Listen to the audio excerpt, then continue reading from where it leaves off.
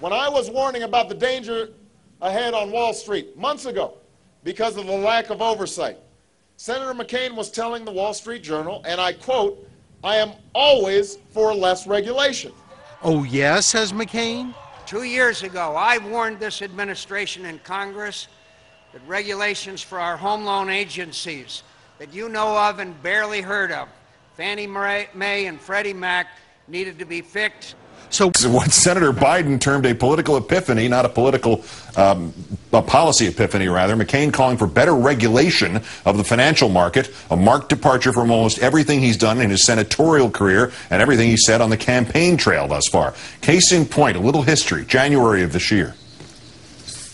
We need a return to the Reagan years. We need to have fiscal conservatism. We need less government. We need less regulation. Then in March, he told the Wall Street Journal that while he is aware of the argument for more oversight in cases like the subprime lending crisis, quote, "I'm always for less regulation. As far as a need for additional regulations are concerned, I think that depends on the legislative agenda and what the Congress does to some degree, but I am fundamentally a deregulator." In April, Senator McCain managed to shoot his future self in the foot. I don't think, frankly, someone who wants to increase the burden of government regulation and higher taxes has any real understanding of economics. Oops. Fine now. Our economy, I think, still, the fundamentals of our economy are strong. The fundamentals of our economy are strong. The fundamentals of our economy are strong. He said, Our economy, I think, still, the fundamentals of our economy are strong, but these are very, very difficult times. Obama pounced. Senator McCain, what economy are you talking about? The economic crisis is not the fault of the American people. And my opponents may disagree, but those fundamentals, the American worker and their innovation, their entrepreneurship, the small business, those are the fundamentals of America, and I think they're strong. I think it's good that Senator McCain is celebrating the American worker today. But it would have been nice if over the last 26 years that he's been in Washington, that he actually stood up for them once in a while. It would have been nice if he didn't vote against the minimum wage 19 times, or if he didn't vote to privatize Social Security and hand it over to Wall Street. Senator McCain, you can't run away from your words, and you can't run away from your record.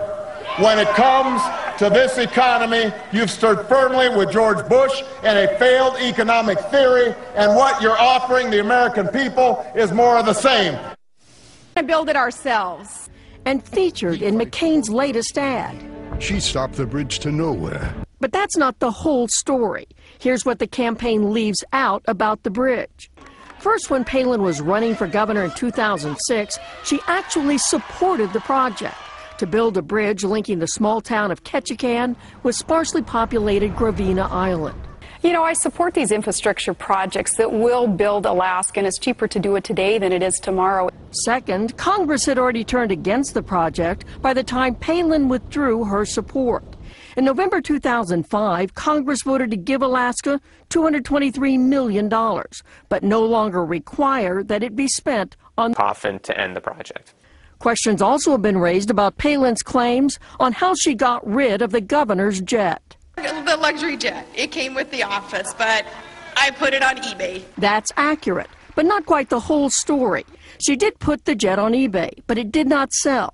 It was eventually sold by a conventional aircraft broker. Her running mate said this. She took the luxury jet that was acquired by her predecessor and sold it on eBay. And made a profit. That's inaccurate. Not only did it not sell on eBay, the state lost money. The campaign spokesman now says McCain spending. This is what McCain said on The View. First of all, earmark spending, which she vetoed $500 million worth in the state of Alaska. She also took some earmark spending. No, not as governor. She didn't. She vetoed. The truth? Governor Palin has cut Alaska's earmark requests in half. But this year alone, the state asked for $197 million. She says that she vetoed a lot of legislation that would have called for earmarks, but that doesn't get rid of the fact that she actually did ask for earmarks for the state of Alaska. On energy policy,